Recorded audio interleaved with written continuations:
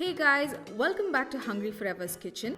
With summer approaching, we're going to need all the energy we can get to survive the next few months.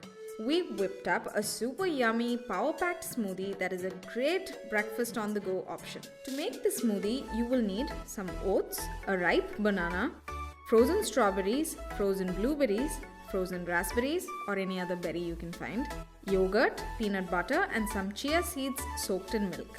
Once you've gathered your ingredients, toss them in a mixie and add a splash of milk before blending.